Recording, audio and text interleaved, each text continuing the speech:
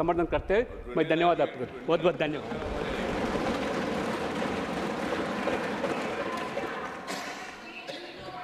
Please, Honorable Prime Minister, to reply the discussion.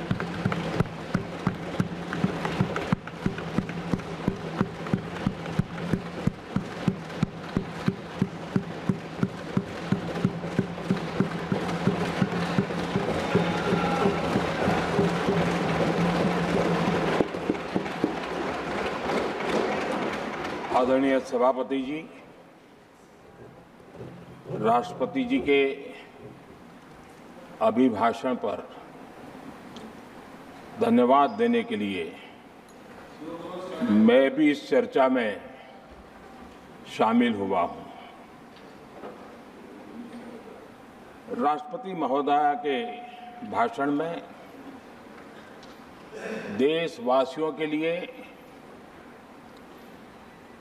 प्रेरणा भी थी, प्रोत्साहन भी था और एक प्रकार से सत्य मार्ग को पुरस्कृत भी किया गया था।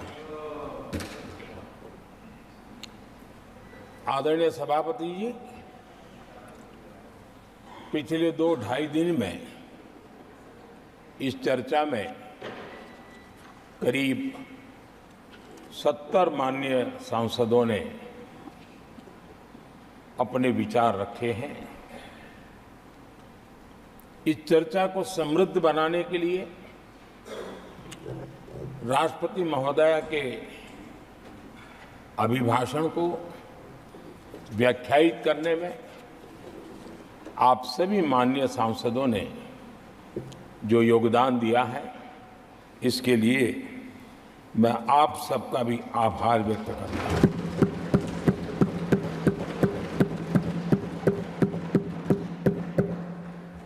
आदरणीय सभापति जी, भारत की आजादी के इतिहास में हमारी संसदीय लोकतांत्रिक यात्रा में बहुत दशकों के बाद देश की जनता ने एक सरकार को तीसरी बार देश की सेवा करने का अवसर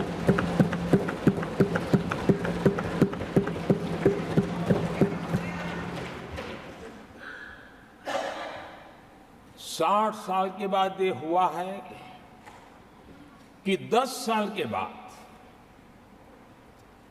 कोई एक सरकार फिर से उसकी वापसी हुई है। और मैं जानता हूं कि भारत के लोकतंत्र की 6 दशक के बाद आई हुई घटना असामान्य घटना है और कुछ लोग जानबूझकर के उससे अपना मुंह फेर करके बैठे रहे। कुछ लोगों को समझ नहीं आया और जिनको समझ आया उन्होंने हो हल्ला उस दिशा में किया कि ताकि देश की जनता की इस विवेक बुद्धि पर, देश की जनता के इस महत्वपूर्ण निर्णय पर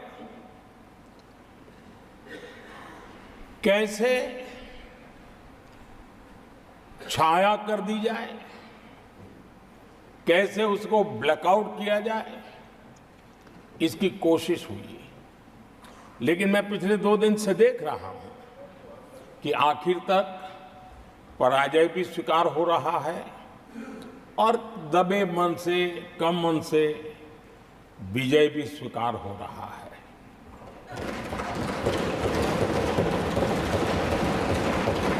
आदरणीय सभापति जी, कांग्रेस के हमारे कुछ साथियों को मैं हृदय से धन्यवाद करना चाहता हूं, क्योंकि नतीजे आए तब से हमारे एक साथी की तरफ से मैं देख रहा था, उनकी पार्टी उनको समर्थन तो नहीं करते थे, लेकिन अकेले झंडा लेकर दौड़ रहे थे। और मैं कहता हूं, वो जो कहते थे उनके मुंह में घी शक्कर। और ये मैं क्यों कह रहा हूं? क्योंकि उन्होंने बार बार ढोल पीटा था 1/3 सरकार। इससे बड़ा सत्य क्या हो सकता है कि हमारे 10 साल हुए हैं, 20 और बाकी है। 1/3 हुआ है, 1/3 हुआ है, 2/3 बाकी। और इसलिए उनकी इस भविष्यवाणी को लिए मैं उनके मुंह में घी सकता हूं।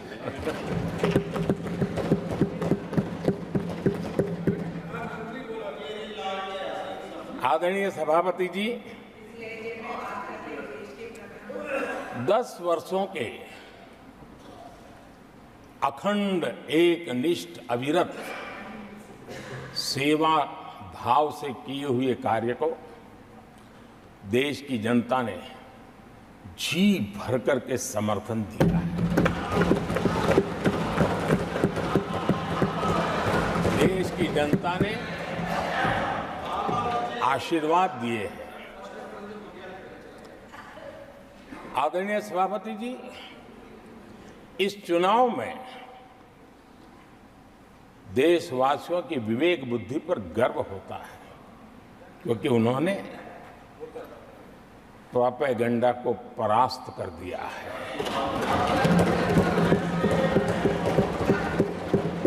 देश की जनता ने परफॉर्मेंस को प्राथमिकता दी है। भ्रम की राजनीति को देशवासियों ने ठुकराया है और भरोसे की राजनीति पर विजय की मोहर लगा।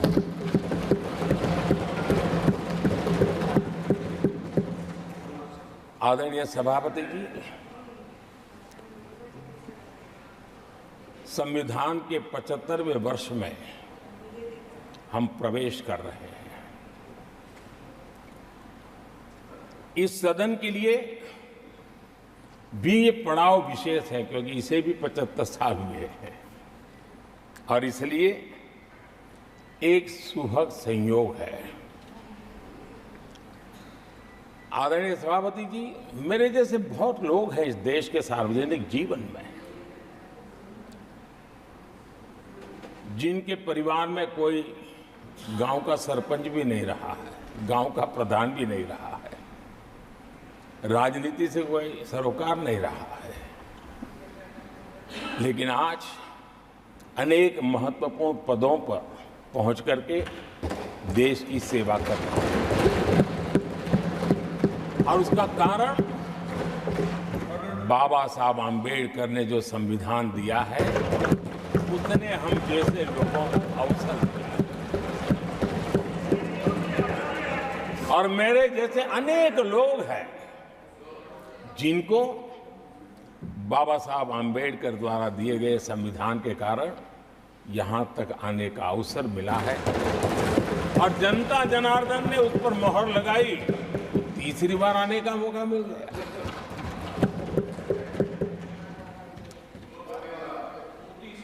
आदरणीय सभापति जी, संविधान हमारे लिए ये कोई आर्टिकल्स का कंपाइलेशन मात्र नहीं है, हमारे लिए उसका स्पिरिट भी और उसके शब्द भी बहुत मूल्यवान है।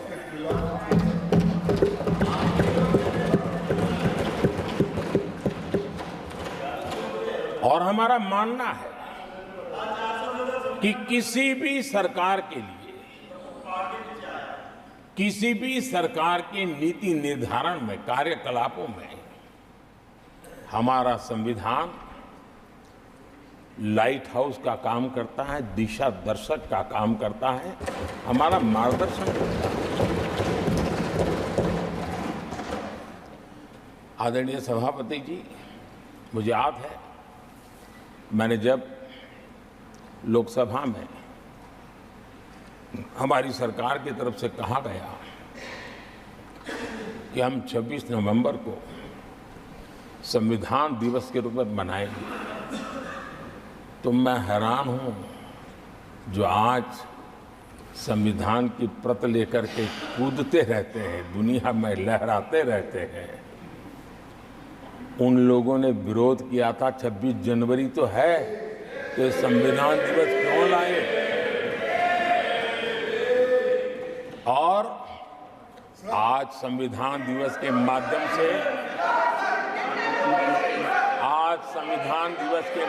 से देश के स्कूल कॉलेजेस में संविधान की भावना को, संविधान की रचना में क्या भूमिका रही है, देश के गणमान्य महापुरुषों ने संविधान के निर्माण में किन कारणों से कुछ चीजों को छोड़ने का निर्णय किया, किन कारणों से कुछ चीजों का स्वीकार करने का निर्णय किया, इसके विषय में हमारे स्कूल कॉलेजेस में विस्तार से चर्चा हो, निबंध स्पर्धाएं हो, चर्चा सभाएं हो, एक व्यापक रूप से संविधान के प्रति आस्था का भाव जगे और संविधान के प्रति समझ विकसित हो।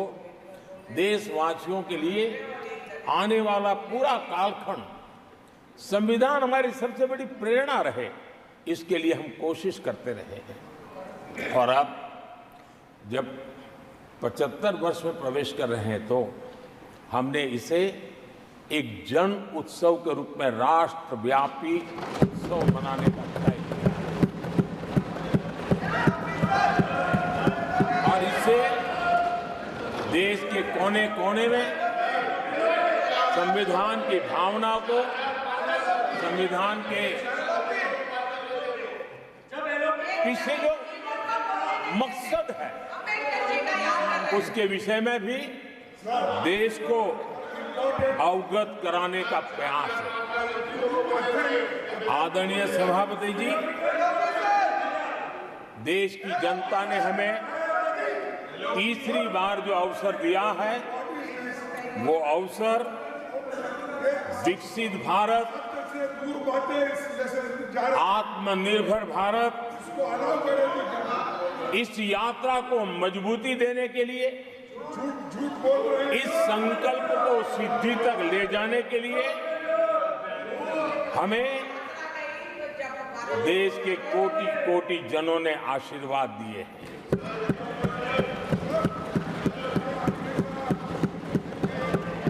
आदरणीय सभापति जी,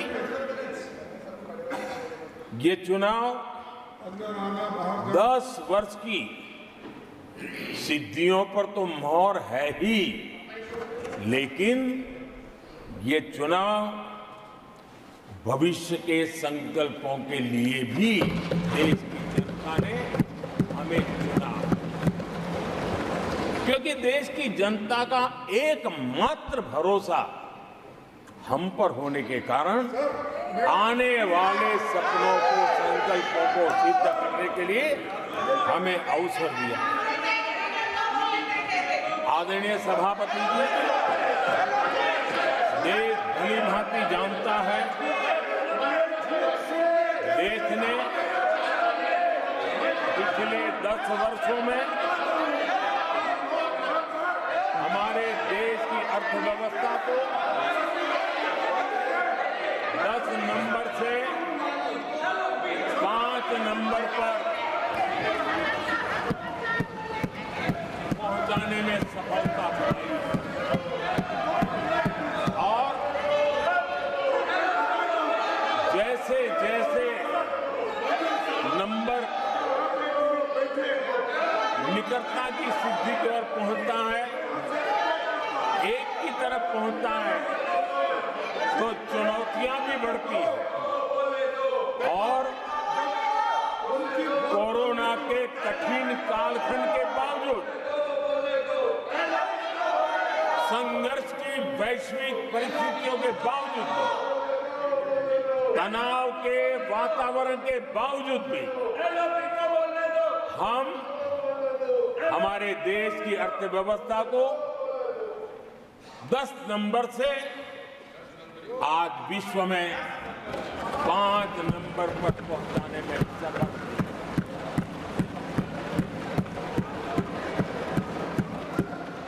इस बार देश की जनता ने हमें रिकॉर्ड में 5 नंबर से समय 1 मिनट दीजिए। 3 नंबर की इकोनॉमी पर पहुंचाने के लिए जनादेश दिया है और मुझे पक्का विश्वास है शांति कि से देश की जनता ने हमें जो जनादेश दिया है, हम भारत की अर्थव्यवस्था को विश्व के टॉप 3 में पहुंचा के रहेंगे।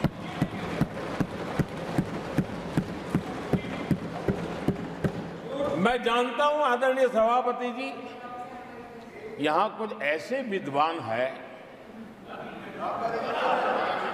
जो ये मानते हैं कि इसमें क्या है, ये तो होने ही वाला है, ये तो अपने आप तीसरे नंबर पे पहुंचने वाली है, ये तो अपने आप हो ही जाएगा। ऐसे विद्वान हैं। अब ये लोग ऐसे हैं जिन्होंने ऑटो पायलट मोड पे सरकार चलाने का या तो रिमोट पायलट पर सरकार चलाने का उनको आदी है, इसलिए वो कुछ करना धरने में विश्वास नहीं करते हैं। वो कुछ करने धरने में विश्वास नहीं करते, वो इंतजार करना जानते हैं। लेकिन हम परिश्रम में कोई कमी नहीं रखते।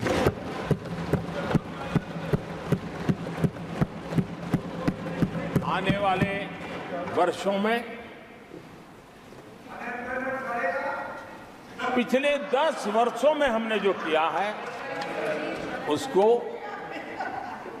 गति भी बढ़ाएंगे, उसका विस्तार भी बढ़ाएंगे और गहराई भी होगी, ऊंचाई भी होगी और हम इस संकल्प को पूरा करेंगे।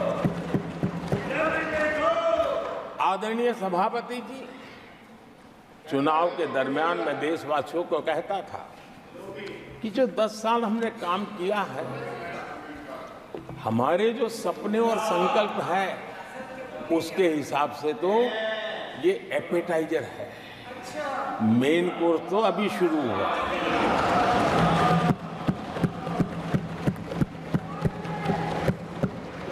आदरणीय सभापति जी, आने वाले 5 साल मूल सुविधाओं के सैचुरेशन के और हम एक सामान्य नागरिक की जो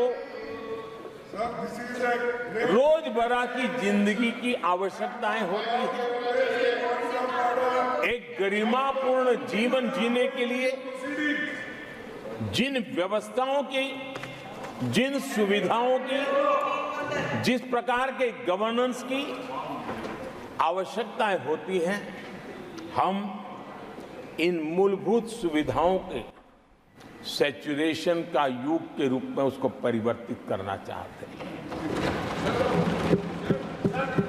आदरणीय सभापति जी, आने वाले 5 वर्ष गरीबों के खिलाफ निर्णायक लड़ाई के हैं। आने वाले 5 वर्ष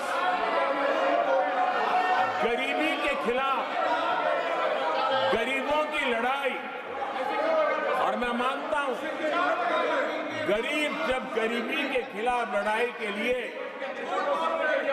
एक सामर्थ्य के साथ खड़ा हो जाता है तो गरीबों की गरीबी के खिलाफ की लड़ाई सफलता को प्राप्त करती है।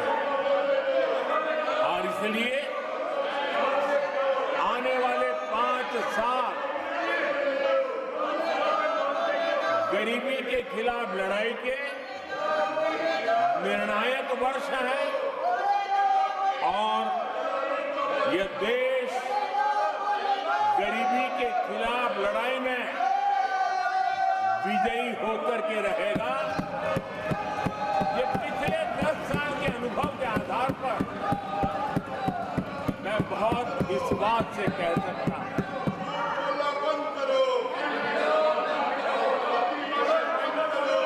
आदरणीय सभापति जी, जब देश दुनिया की तीसरी बड़ी इकोनॉमी बनेगा तो इसका लाभ, इसका प्रभाव जीवन के हर क्षेत्र पर पड़ने वाला है। विकास के विस्तार के अनेक अवसर उपलब्ध होने वाले हैं और इसलिए जब हम दुनिया की तीसरे नंबर की इकोनॉमी बनेंगे तब भारत के हर स्तर पर सकारात्मक प्रभाव तो होगा, लेकिन वैश्विक परिवेश में अभूतपूर्व प्रभाव पैदा होने वाला है।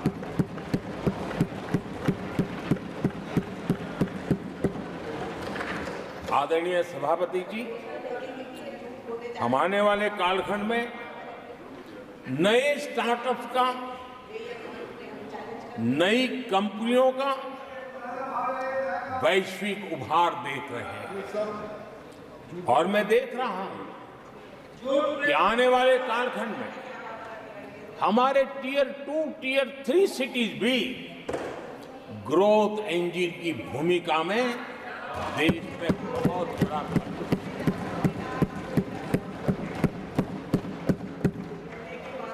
आदरणीय सभापति जी, ये शताब्दी टेक्नोलॉजी ड्रिवन शताब्दी है और इसलिए हम कई नए सेक्टर्स में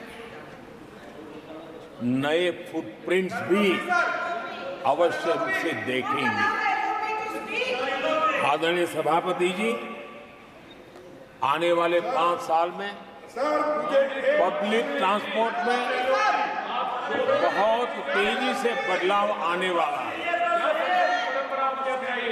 और इसका लाभ भारत के कोटि-कोटि जनों को जल्द से जल्द मिले, उस दिशा में हम गंभीरता से आगे बढ़ना चाहते हैं। आदरणीय सभापति जी, भारत की विकास यात्रा में हमारे छोटे शहर, चाहे खेल जगत हो, चाहे शिक्षा जगत हो, चाहे इनोवेशन हो, चाहे पेटेंट की रजिस्ट्री हो, मैं साफ देख रहा हूं कि हमारे छोटे छोटे शहर, हजारों की तादाद में से शहर भारत में एक विकास का नया इतिहास गढ़ने वाले हैं।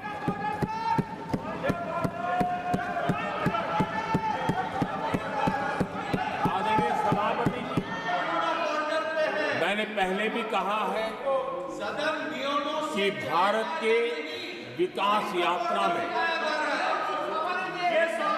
4 प्रमुख स्तंभ, उसका सशक्तिकरण, उनको अवसर, ये बहुत बड़ी ताकत देने वाले हैं। आदरणीय सभापति जी, हमारे देश के किसान, हमारे देश के गरीब, हमारे देश के युवा और हमारे देश की नारी शक्ति, आदरणीय सभापति जी, हमने हमारी विकास यात्रा में हमारा जो फोकस है उसको हमने रेखांकित किया है। आदरणीय सभापति जी, यहाँ भी कई साथियों ने खेती और No, wait. किसानी को लेकर के हर एक ने विस्तार से अपने विचार रखे हैं और अनेक बातें सकारात्मक रूप से भी रखी है। मैं किसानों को लेकर सभी सदस्यों को और उनकी भावनाओं का आदर करता हूं। बीते 10 वर्ष में हमारी खेती हर प्रकार से लाभकारी हो, किसान को लाभकारी हो, उस पर हमने हमारा ध्यान केंद्रित किया है। अनेक योजनाओं से उसको हमने ताकत देने का प्रयास किया है। चाहे फसल के लिए ऋण हो, लगातार नए बीज किसानों को उपलब्ध हो, खाद की कीमत उचित हो और फसल बीमा का लाभ पहले की सारी मुसीबतें दूर कर देते किसानों को सरलता से उपलब्ध हो। चाहे एमएसपी पर खरीद की बात हो, हमने पुराने सारे रिकॉर्ड तोड़ करके किसानों को लाभ दिया। एक प्रकार से बीज से बाजार तक हमने किसानों के लिए हर व्यवस्था को बहुत माइक्रो प्लानिंग के साथ मजबूती देने का भरपूर भरसक प्रयास किया है और व्यवस्था को हमने चाक चौबंद किया है। आदरणीय सभापति जी, पहले हमारे देश में छोटे किसानों को किसान क्रेडिट कार्ड लोन पाना करीब करीब न के बराबर था, बहुत मुश्किल था। जबकि उनकी संख्या सबसे अधिक आज हमारी नीतियों के कारण, किसान क्रेडिट कार्ड के विस्तार के कारण, आदरणीय सभापति, हमने किसानी को एक व्यापक स्वरूप में देखा है और उस व्यापक स्वरूप में हमने किसान क्रेडिट कार्ड पशुपालकों और मछुआरों को किसान क्रेडिट कार्ड का हमने लाभ मुहैया कराया है और इसके कारण हमारे किसानों का खेती के काम को, उसके विस्तार को भी मजबूती दी है। उस दिशा में भी हमने काम किया। आदरणीय सभापति,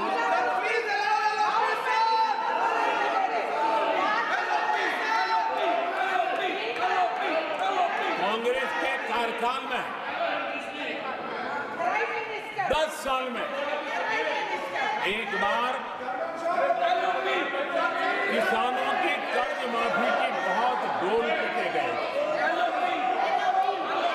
और एक बढ़ चढ़ करके बातें बता करके किसानों को गुमराह करने का भरसक प्रयास किया गया था।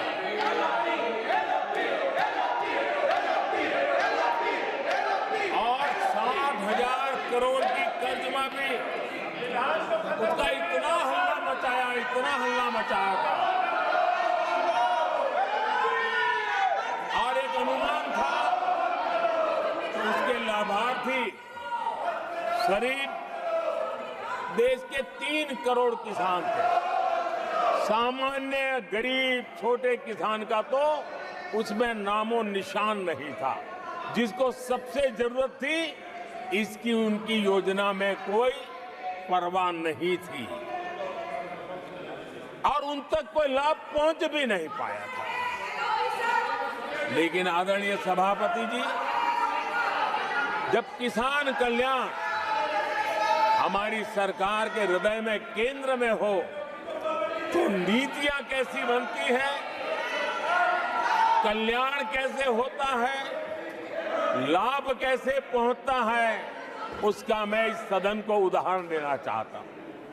आदरणीय सभापति जी, हमने प्रधानमंत्री किसान सम्मान योजना चलाई I have to और go by the PM rules. किसान सम्मान योजना का You are लाभ aware of the rules. This conduct is not appropriate. I 10 strongly crore condemn किसानों को हुआ है unparliamentary practice. I और strongly सिर्फ 6 साल condemn में this generation of हमने this House. Please take your seat. 3 I call lakh upon the crore members रुपए to take their seats. हम किसानों को दे चुके It हैं। is unbecoming of your conduct. आदरणीय सभापति जी, Unbecoming of your conduct.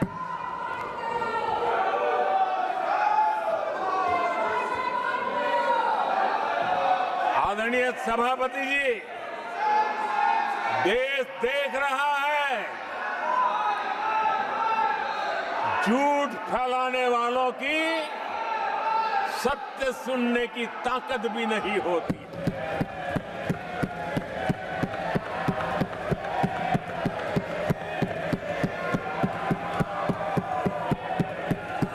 जिनका सत्य से मुकाबला करना, इसके लिए जिनके हौसले नहीं है, वो बैठ करके इतनी चर्चा के बाद उन्होंने उठाए हुए सवालों के जवाब भी सुनने की हिम्मत नहीं है। इन्होंने ये अपर हाउस को अपमानित कर रहे हैं। इस अपर हाउस की महान परंपरा को अपमानित कर रहे हैं। आदरणीय सभापति जी, देश की जनता ने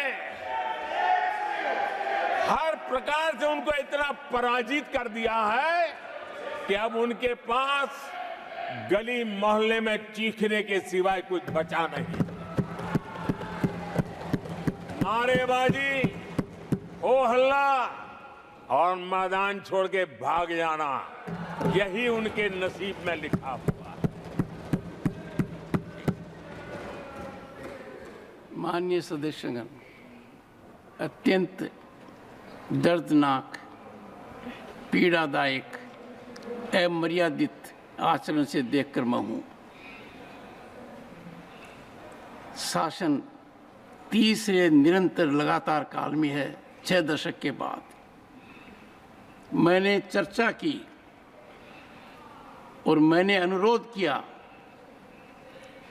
कि प्रतिपक्ष के नेता को बिना बेरोक टोक बोलने का सुअवसर दिया। आज वो सदन छोड़कर नहीं गए हैं, मर्यादा छोड़कर गए हैं। आज उन्होंने मुझे पीठ नहीं दिखाई है, भारत के संविधान को पीठ दिखाई है। आज उन्होंने मेरा अनादर और आपका अनादर नहीं किया है, उस शपथ का अनादर किया है जो संविधान के तहत ली है। भारत के संविधान की इससे बड़ी अपमानित बात नहीं हो सकती। ऐसा कैसे हो सकता है? House of elders, the upper house, हमें देश का मार्गदर्शन करना है। मैं उनके आचरण की भर्त्सना करता हूं। देश के 140 करोड़ लोग इसे हाथ होंगे। सदन का मतलब है सत्ता पक्ष की बात सुनो, जब आपने अपनी पूरी बात कह दी। माननीय सदस्यगण, आप सब जानते हैं कल देर रात तक चर्चा रखी गई, हर सदस्य को मौका दिया गया। It is an occasion where they have challenged Indian Constitution. They have outraged the spirit of Indian Constitution. They have disregarded the oath they have undertaken. मैं इस कुर्सी पर बैठकर इतना दुखी हूं कि भारत के संविधान का इतना बड़ा अपमान, इतना बड़ा मजाक। भारत का संविधान हाथ में रखने की किताब नहीं है, जीने की किताब है। मैं आशा करता हूं कि वो आत्मचिंतन करेंगे, मंथन करेंगे, अपने दिल को टटोलेंगे और कर्तव्य पर आएंगे। माननीय प्रधानमंत्री जी,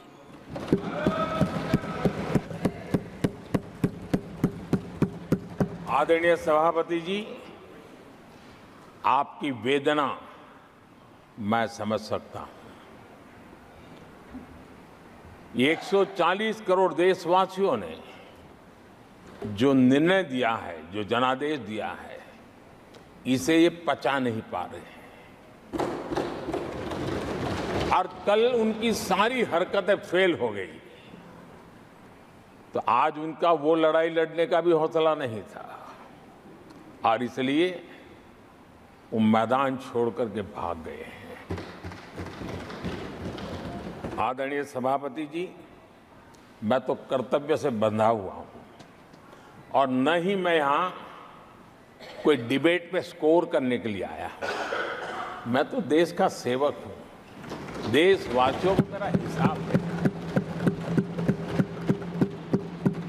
देश की जनता को मेरे पल पल का हिसाब देना, मैं उसे अपना कर्तव्य मानता हूं। आदरणीय सभापति जी, वैश्विक परिस्थितियां ऐसी पैदा हुई कि फर्टिलाइजर के लिए बहुत बड़ा संकट पैदा हुआ। हमने देश के किसान को मुसीबत में नहीं आने दिया और हमने करीब करीब 12 लाख करोड़ रुपया फर्टिलाइजर में सब्सिडी दी है और जो भारत के आजादी के इतिहास में सर्वाधिक है। और उसी का परिणाम है कि हमारे किसान को फर्टिलाइजर का इतना बड़ा बोझ उस तक हमने जाने नहीं दिया, सरकार ने अपने कंधे पर उसको उठा लिया है। आदरणीय सभापति जी, हमने एमएसपी में भी रिकॉर्ड बढ़ोतरी की है। इतना ही नहीं, खरीद के भी नए रिकॉर्ड बनाए हैं। पहले एमएसपी की घोषणा होती थी लेकिन किसानों से कुछ भी लिया नहीं जाता था, बातें बताई जाती थी। पहले की तुलना में अनेक गुना ज्यादा खरीदी कर करके हमने किसानों को सामर्थ्यवान बनाने का प्रयास किया।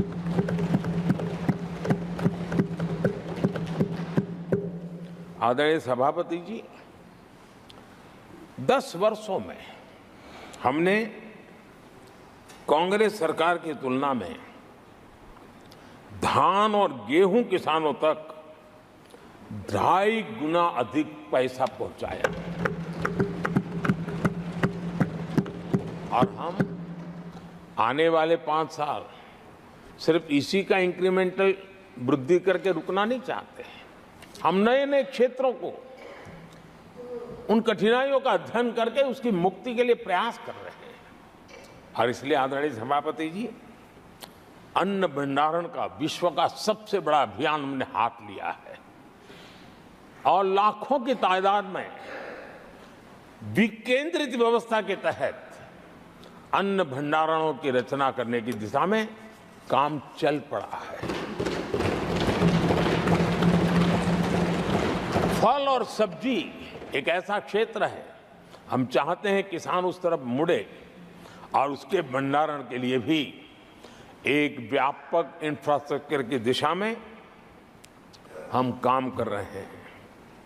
आदरणीय सभापति जी, सबका साथ सबका विकास इस मूल मंत्र को लेकर के हमने देश सेवा की हमारी यात्रा को निरंतर विस्तार देने का प्रयास किया है। देशवासियों को गरिमापूर्ण जीवन देना ये हमारी प्राथमिकता रही है। आजादी के बाद अनेक दशकों तक जिनको कभी पूछा नहीं गया, आज मेरी सरकार उनको पूछती तो है, उनको पूजती भी है।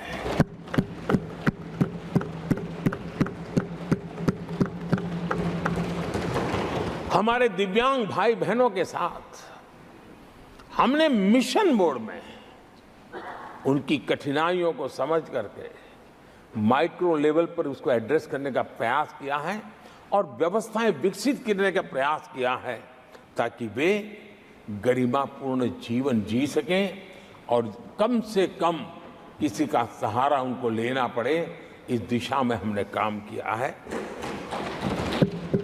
आदरणीय सभापति जी, हमारे समाज में किसी न किसी कारणवश एक उपेक्षित वर्ग, यानी एक प्रकार से समाज में बार बार हरदूत होने वाला वर्ग, वो ट्रांसजेंडर वर्ग है। हमारी सरकार ने ट्रांसजेंडर साथियों के लिए कानून बनाने का काम किया है और जब पश्चिम की दुनिया के लोग ये सुनते हैं तो उनको भी गर्व होता है। जब भारत इतना प्रोग्रेसिव है, भारत की तरफ बड़े गर्व की नजर से देखा जाता है। हमने उनको मुख्य धारा में लाने का प्रयास शुरू किया है।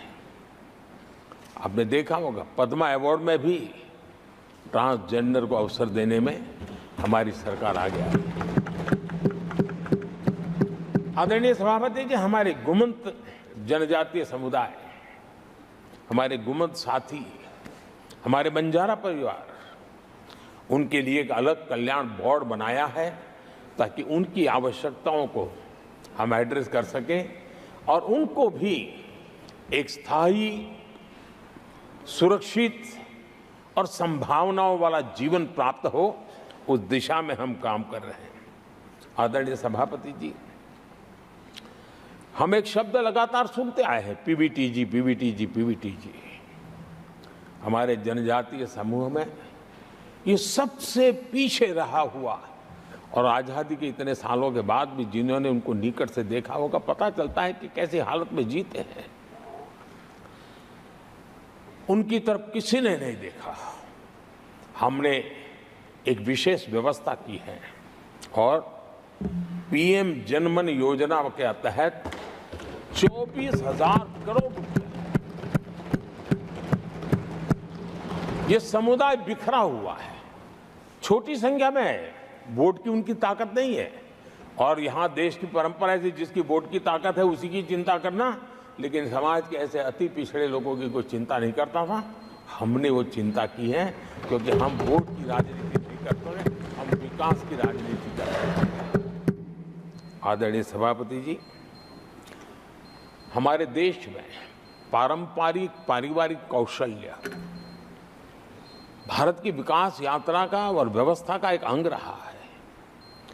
जो हमारा विश्वकर्मा समूह है, जिनके पास परंपरागत से हुनर है और जो समाज की आवश्यकताओं को पूरी करता है, लेकिन उनको कभी एड्रेस नहीं किया गया। हमने करीब करीब 13,000 करोड़ रुपए की योजना से विश्वकर्मा समुदाय को आधुनिकता की तरफ ले जाना, उनके अंदर प्रोफेशनलिज्म आई। आदरणीय सभापति जी, गरीबों के नाम पर बैंकों का राष्ट्रीयकरण तो कर दिया गया था, लेकिन मेरे रेहड़ी पटरी वालों को कभी बैंक के दरवाजे तक देखने की हिम्मत नहीं होती थी, हालत थी। पहली बार देश में पीएम स्वनिधि योजना के तहत रेहड़ी पटरी वालों की चिंता की गई है और आज वो ब्याज के कुचक्र से बाहर आकर के अपने परिश्रम से और ईमानदारी से जो रेहड़ी पटरी वालों को बैंकों से लोन मिले हैं, वे लगातार बैंक वाले भी खुश हैं, लेने वाले भी खुश हैं। और जो कल फुटपाथ पर रेहड़ी बैठता था, आज एक छोटी दुकान दिशा में बनाने की दिशा में आगे बढ़ रहा है। जो पहले खुद मजदूरी करता था, आज एक आध दो को रोजगार देने की दिशा में काम कर रहा है। और यही कारण है कि गरीब हो, दलित हो, पिछड़े हो, आदिवासी हो, महिला हो, उन्होंने हमारा भारी समर्थन किया है। आदरणीय सभापति जी, हम विमेन लेड डेवलपमेंट की बात करते हैं।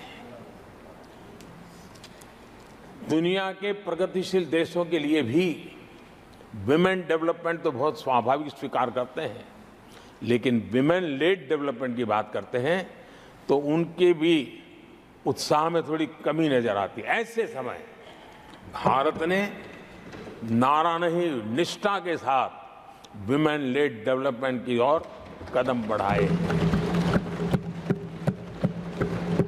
और महिला सशक्तिकरण का लाभ आज दिख रहा है, हर क्षेत्र में दिख रहा है और भारत की विकास यात्रा में वो कंट्रीब्यूट कर रहा है। मैं आदरणीय सांसद सुधा मूर्ति जी का आभार व्यक्त करता हूं कि कल उन्होंने चर्चा में महिलाओं के आरोग्य के विषय पर बल दिया था और उसका महात्म्य क्या है, उसकी आवश्यकता क्या है, उस पर बड़े विस्तार से उन्होंने कहा था। और उन्होंने एक बात ये भी बड़ी इमोशनल बताई थी कि माँ अगर चली गई तो उसका कोई उपाय नहीं होता, फिर नहीं मिल सकती। ये भी बड़ी भावात्मकता से उन्होंने बताया था। विमेन हेल्थ, सैनिटेशन, वेलनेस पर हमने 10 वर्षों में एक प्रायोरिटी सेक्टर के लिए काम किया है। आदरणीय सभापति जी, टॉयलेट हो, सैनिटरी पैड्स हो, गैस कनेक्शन हो, प्रेगनेंसी के दौरान वैक्सीनेशन की व्यवस्था हो और इसका फायदा हमारे देश की माताओं बहनों को मिला है। आदरणीय सभापति जी, आरोग्य के साथ साथ महिलाएं आत्मनिर्भर बने, उस दिशा में भी हम लगातार काम कर रहे हैं। बीते वर्षों में हमने जो 4 करोड़ घर बनाए हैं, उसमें से ज्यादातर घर हमने महिलाओं के नाम पर रखे। बैंकों में खाते खुलने से, मुद्रा और सुकन्या समृद्धि जैसी योजना से आर्थिक फैसलों में महिलाओं की भूमिका भी बढ़ी है, भागीदारी भी बढ़ी है और एक प्रकार से वो परिवार में भी अब निर्णय प्रक्रिया का हिस्सा बनने लगी है। आदरणीय सभापति जी, विमेन सेल्फ हेल्प ग्रुप्स, उससे जुड़ी 10 करोड़ बहनें, उनका आत्मविश्वास तो बढ़ा ही बढ़ा है, उनकी आय भी बढ़ी है। अभी तक 1 करोड़ बहनें जो ये सेल्फ हेल्प ग्रुप में काम करती हैं, छोटा छोटा गांव में कारोबार करती है, मिल करके करती है, किसी गांव वालों की भी नजर नहीं जाती इनकी तरफ। आज मैं बड़े गर्व से कह सकता हूं कि उन्हीं में से 1 करोड़ बहनें लखपति दीदी बनी और हम आने वाले समय में ये आंकड़ा 3 करोड़ बहनों को लखपति दीदी बनाने की दिशा में बढ़ा रहे हैं। आदरणीय सभापति जी, सरकार का प्रयास है कि हर नए सेक्टर को हमारी महिलाएं लीड करें, वो अगुवाई करें, उस दिशा में हम प्रयास कर रहे हैं। नई टेक्नोलॉजी आती है, लेकिन महिलाओं के नसीब बहुत बहुत आखिर में आती है। हमारी कोशिश है कि नई टेक्नोलॉजी का पहला अवसर हमारी महिलाओं के हाथ लगे और वे इसको और इसी के तहत नमो ड्रोन दीदी ये अभियान बहुत सफलतापूर्वक आगे बढ़ा है और आज गांव में किसानों को मदद करने का टेक्नोलॉजी के माध्यम से काम गांव की हमारी महिलाएं कर रही है। और मैं जब उनसे बात कर रहा तो मुझे कह रही है, अरे साहब हम तो कभी साइकिल भी नहीं चलाना जानते थे, आपने हमें पायलट बना दिया है और पूरा गांव हमें पायलट दीदी के नाम से जानने लगा। और इस गरिमापूर्ण बात उनके जीवन में आगे बढ़ने के लिए बहुत बड़ी ताकत बन जाता है, एक बहुत बड़ा ड्राइविंग फोर्स बन जाता है। आदरणीय सभापति जी, देश का दुर्भाग्य है कि ऐसे संवेदनशील मामलों में भी राजनीति जब होती है तब देशवासियों को और विशेषकर महिलाओं को अकल्प पीड़ा होती है। ये जो महिलाओं के साथ होते अत्याचार में विपक्ष का जो सिलेक्टिव रवैया है, ये सिलेक्टिव रवैया बहुत ही चिंताजनक है। आदरणीय सभापति जी, मैं आपके माध्यम से देश को बताना चाहता हूं, मैं किसी राज्य के खिलाफ नहीं बोल रहा हूं, न ही मैं कोई राजनीतिक स्कोर करने के लिए बोल रहा हूं, लेकिन कुछ समय पहले मैंने बंगाल से आई कुछ तस्वीरों को सोशल मीडिया पे वीडियो देखा। एक महिला को वहां सरेआम सड़क पर पीटा जा रहा है। वो बहन चीख रही है, लेकिन वहां खड़े हुए कोई उसकी मदद के लिए नहीं आ रहा है, वीडियो बनाने में लगे हुए हैं। और जो घटना संदेश खली में हुई, जिसकी तस्वीरें रोंगटे खड़े करने वाली है, लेकिन बड़े बड़े दिग्गज मैं सुन रहा हूं कल से, इसके लिए पीड़ा उनके शब्दों में भी नहीं झलक रही है। इससे बड़ा शर्मिंदगी का दुखद चित्र क्या हो सकता है। और जो अपने आप को बहुत बड़े प्रगतिशील नारी नेता मानते हैं, वो भी मुंह पे ताले लगा करके बैठ गए, क्योंकि संबंध उनके राजनीतिक जीवन से जुड़े किसी दल से या उस राज्य से है। और इसलिए आप महिलाओं पर हो रही पीड़ा को चुपचाप हो जाए। आदरणीय सभापति जी, मैं समझता हूं कि जिस प्रकार से दिग्गज लोग भी ऐसी बातों को नजरअंदाज करते हैं, तब देश को तो पीड़ा होती है, हमारी माताओं बहनों को ज्यादा पीड़ा होती है। आदरणीय सभापति जी, राजनीति इतनी सिलेक्टिव हो और जहां उनकी राजनीति को अनुकूल नहीं होता है तो इनको सांप सूंघ जाता है, ये बहुत चिंता का विषय है। आदरणीय सभापति जी, भारत की जनता ने तीसरी बार पूर्ण बहुमत की स्थिर सरकार चुनकर देश में तो स्थिरता और निरंतरता को तो आदेश दिया ही है, लेकिन इस चुनाव के नतीजों ने विश्व को आश्वस्त किया है। आदरणीय सभापति जी,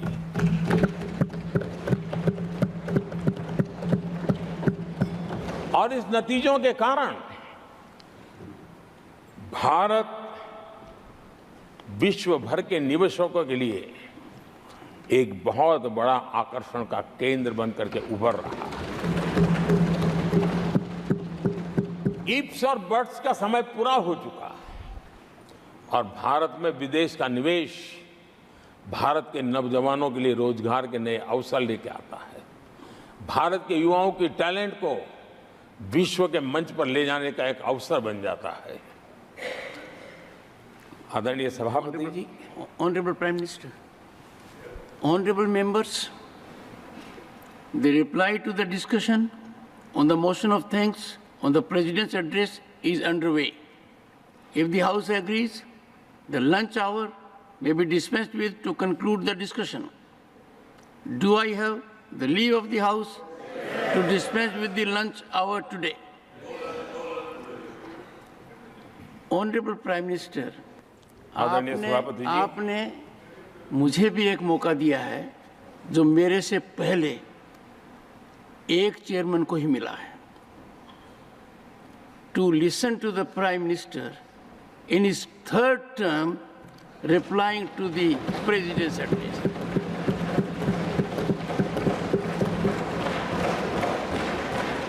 और आपसे इंस्पिरेशन लेकर आप देखिए, टेबल के ऊपर हमने पुरुषों का 1/3 रिजर्वेशन कर दिया है। ऑनरेबल प्राइम मिनिस्टर, आदरणीय सभापति जी, वैश्विक अर्थव्यवस्थाओं में संतुलन जो चाहते हैं, उनका भारत का ये विजय उनके लिए एक बहुत बड़ी नई आशा लेकर के आया है।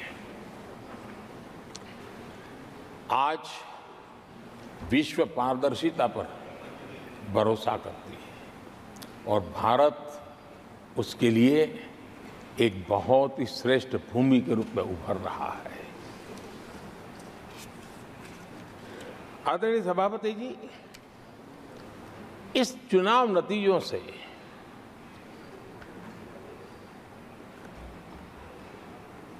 जो कैपिटल मार्केट है उसमें तो उछाल नजर आ ही रहा है, लेकिन दुनिया में भी बहुत बड़ा उमंग और आनंद का माहौल है। तो मैं अपने व्यक्तिगत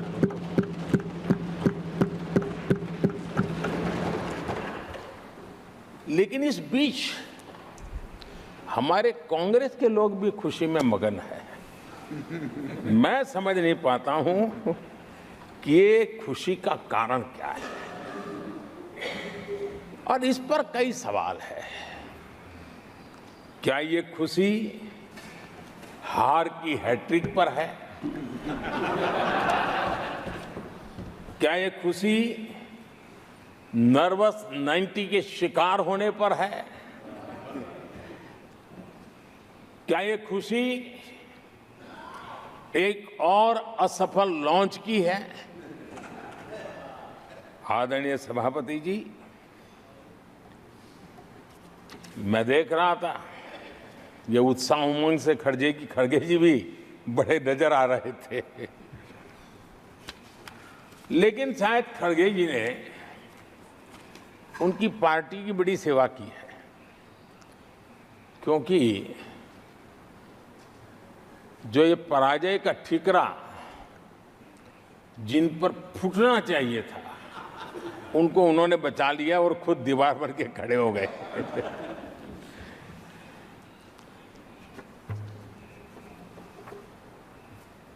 और कांग्रेस का रवैया ऐसा रहा है कि जब जब ऐसी परिस्थिति आती है तो दलित को, पिछड़े को ही ये मार झेलनी पड़ती है और वो परिवार बच निकल जाता है। इसमें भी यही नजर आ रहा है। इन दिनों आपने देखा होगा लोकसभा में स्पीकर के चुनाव का मसला हुआ, उसमें भी पराजय तो तय थी, लेकिन आगे किसको किया? तो एक दलित को बड़ी चलाने के लिए खेल खेला उन्होंने। उनको मालूम था कि वो पराजित होने वाले, लेकिन उन्हीं को आगे किया। राष्ट्रपति उपराष्ट्रपति पद के चुनाव थे तो 2022 में उन्होंने उपराष्ट्रपति पद के लिए सुशील कुमार शिंदे जी को आगे किया, उनको मरवा दिया। दलित मरे, उनका कुछ जाता नहीं है। 2017 में हार तय थी तो उन्होंने मीरा कुमार को लगा दिया। पराजय हुआ, उनको पराजय झेलना पड़ा। कांग्रेस की एससी, एसटी, ओबीसी ये विरोधी मानसिकता है, जिसके कारण ये पूर्व राष्ट्रपति श्री रामनाथ कोविंद जी का अपमान करते रहे। इसी मानसिकता के कारण देश की पहली आदिवासी महिला राष्ट्रपति को भी उन्होंने अपमानित करना, विरोध करने में कोई कमी नहीं रही और ऐसे शब्दों का प्रयोग किया जो कोई नहीं कर सकता है। आदरणीय सभापति जी, ये संसद, ये उच्च सदन सार्थक वाद विवाद संवाद और इस मनोमंथन में से अमृत निकाल करके देशवासियों देने के लिए है। ये देश का सबसे बड़ा मंच माना जाएगा। लेकिन जब मैंने कई वरिष्ठ नेताओं की बातें सुनी पिछले 2 दिन में, सिर्फ मुझे ही नहीं पूरे देश को निराशा हुई है। यहां कहा गया कि ये देश के इतिहास का पहला चुनाव था जिसका मुद्दा संविधान की रक्षा था। मैं जरा उन्हें याद कराना चाहता हूं, क्या अब भी ये फेक नैरेटिव चलाते रहोगे क्या? क्या आप भूल गए 1977 का चुनाव? अखबार बंद थे, रेडियो बंद थे, बोलना भी बंद था और एक ही मुद्दे पर देशवासियों ने वोट किया था, लोकतंत्र की पुनर्स्थापना के लिए वोट किया था। संविधान की रक्षा के लिए पूरे विश्व में इससे बड़ा कोई चुनाव नहीं हुआ है और भारत के लोगों की रगों में लोकतंत्र किस प्रकार से जीवित है वो 1977 के चुनाव ने दिखा दिया। लेकिन आप गुमराह कर रहे हो देश को। मैं मानता हूं कि संविधान की रक्षा का वो सबसे बड़ा चुनाव था और उस समय देश की विवेक बुद्धि ने संविधान की रक्षा के लिए उस समय सत्ता पर बैठे हुए लोगों को उखाड़ करके फेंक दिया था। और इस बार अगर संविधान की रक्षा का चुनाव था तो देशवासियों ने संविधान की रक्षा के लिए हमें योग्य पाया है। संविधान की रक्षा के लिए देशवासियों को हम पर भरोसा है। कहां अगर संविधान की रक्षा कोई कर सकता है तो यही लोग कर सकते हैं और देशवासियों ने हमें जनादेश दिया है। आदरणीय सभापति जी,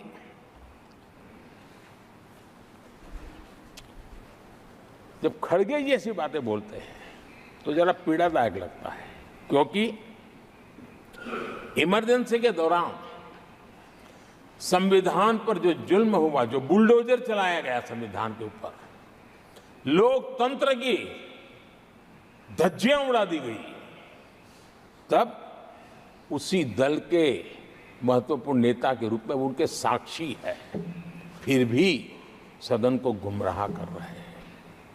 आदरणीय सभापति जी, आपातकाल को मैंने बहुत निकट से देखा है। करोड़ों लोगों को कल्पना भार की यातनाएं दी गई है, उनका जीना मुश्किल कर दिया गया था और जो संसद के अंदर होता था वो तो रिकॉर्ड पर है।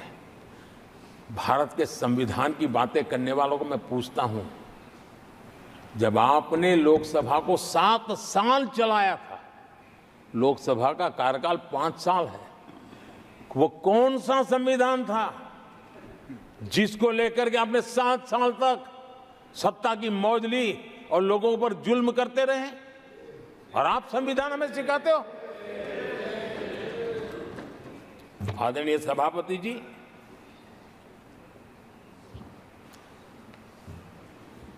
दर्जनों आर्टिकल्स पर,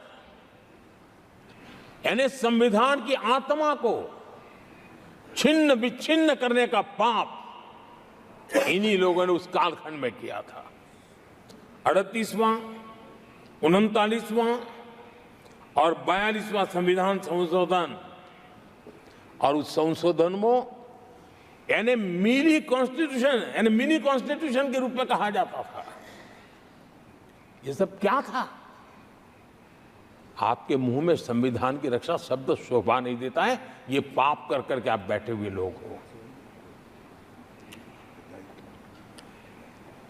इमरजेंसी में पिछली सरकार में 10 साल ये कैबिनेट में थे खड़गे जी। क्या हुआ था? प्रधानमंत्री संवैधानिक पद है, प्रधानमंत्री के पद के ऊपर एनएसी बैठ जाना, ये कौन से संविधान में से लाए थे व्यवस्था?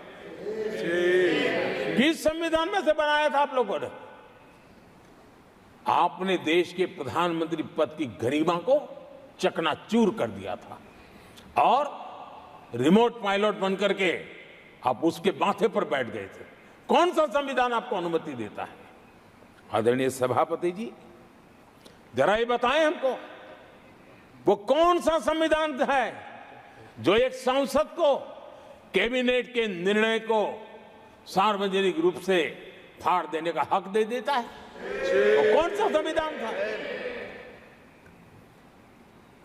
किस हैसियत से फाड़ा गया था? आदरणीय सभापति जी, हमारे देश में लिखित रूप में प्रोटोकॉल की व्यवस्था है। राष्ट्रपति, उपराष्ट्रपति, प्रधानमंत्री, स्पीकर सब कैसे कहां होते हैं? कोई मुझे बताएं कि संविधान की मर्यादाओं को तार तार करके प्रोटोकॉल में एक परिवार को प्राथमिकता कैसे दी जाती थी? कौन सा संविधान था? संवैधानिक पदों पर बैठे हुए लोगों बाद में, एक परिवार के लोग पहले। कौन से संविधान की मर्यादा रखी थी आपने? और आज संविधान की बातें करते हैं, संविधान लहराते हैं, जय संविधान कहते हैं। अरे आप लोग तो India is Indira, Indira is India के नारे लगा करके जिए हो। आपको संविधान की कोई आदर भाव कभी व्यक्त कर नहीं पाए हो। आदरणीय सभापति जी, मैं बहुत गंभीरता से कह रहा हूं कि इस देश में कांग्रेस संविधान की सबसे बड़ी विरोधी है। उसके जहन में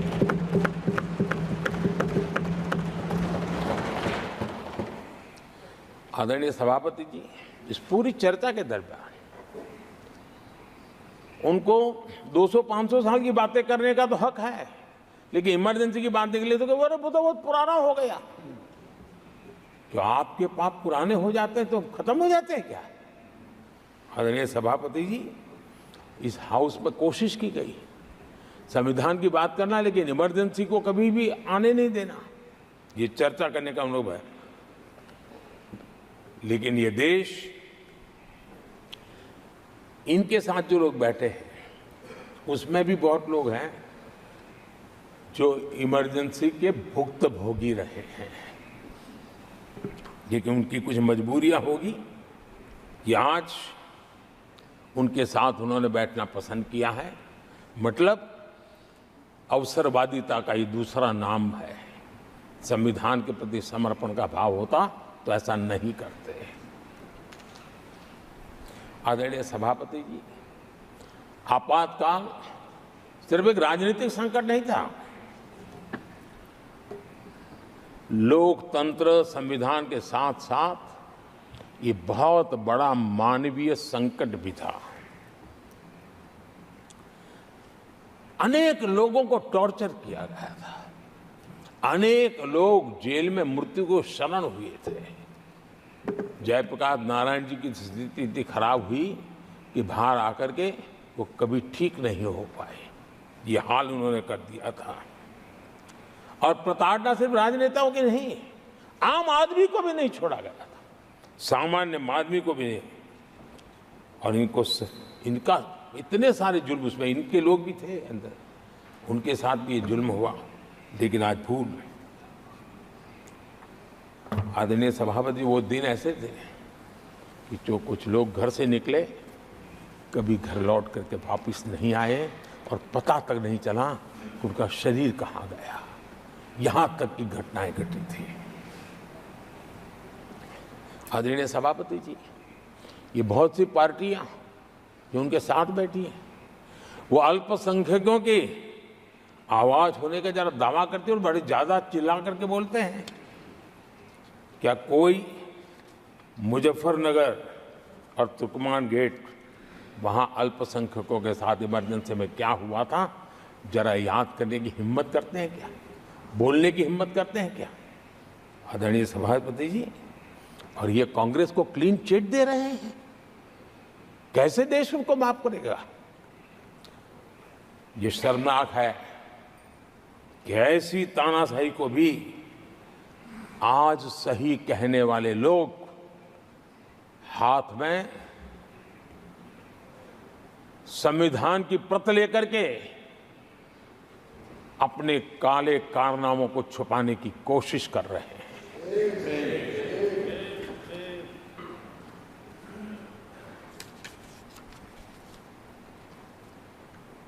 आदरणीय सभापति जी,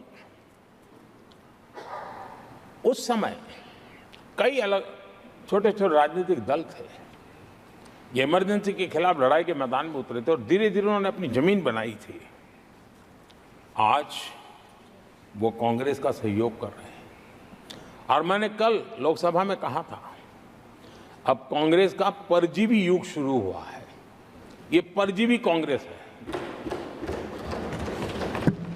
जहां वो खुद अकेले लड़े वहां उनका स्ट्राइक रेट शर्मजनक है, और जहां किसी के सहारे, किसी के कंधे पर बैठने का मौका मिला, वहीं पर से बच करके आए हैं। देश की जनता ने आज भी उनको स्वीकार नहीं किया है। वो किसी की आड़ में आए हैं। ये कांग्रेस परजीवी है। किसी और के कारण सहयोगी दलों के वोट खा करके वो जरा फली फूली है, ऐसा दिखता है। और कांग्रेस का परजीवी होने का कारण उनके अपने कारनामों से है। वे देश की जनता का विश्वास नहीं लेता है। वो जोड़ तोड़ करके बचने का रास्ता खोज रहे हैं। जनता जनार्दन का विश्वास जीतने के लिए इनके पास कुछ नहीं है। इसलिए फेक नैरेटिव के द्वारा, फेक वीडियो के द्वारा देश को भ्रमित करके, गुमराह करके अपने कारनामे करने की आदत है। आदरणीय सभापति जी, इस सदन में, ये उच्च सदन है, यहां विकास के विजन पर चर्चा होना स्वाभाविक अपेक्षित है। लेकिन भ्रष्टाचार के गंभीर आरोपों से घिरे लोग, ये कांग्रेस वाले भ्रष्टाचारी बचाओ आंदोलन चलाने लग गए हैं बेशर्मी के साथ। जिनको सजाएं मिली है भ्रष्टाचार में, इनके साथ तस्वीरें निकालने में उनको मजा आ रहा है। पहले ये लोग हमको पूछते थे, बातें तो बड़ी करते थे, भ्रष्टाचारियों पर कार्रवाई क्यों नहीं होती है? और जब भ्रष्टाचारी जेल जा रहे हैं तो हंगामा कर रहे हैं। क्या आप लोगों को जेल क्या भेज रहे हो? आदरणीय सभापति जी, यहां चर्चा के दौरान केंद्र की जांच एजेंसियों पर आरोप लगाए गए हैं। जांच एजेंसियों का ये सरकार दुरुपयोग कर रही है, ऐसा कहा गया है। आदरणीय सभापति जी, अब आप मुझे बताइए, भ्रष्टाचार करे आप, शराब घोटाला करे आप, बच्चों के क्लास के बनाने में घोटाला करे आप, पानी तक में घोटाला करे आप, आपकी शिकायत करे कांग्रेस, आपको कोर्ट में घसीट करके ले जाए कांग्रेस, और अब कार्रवाई हो तो गाली दे मोदी को।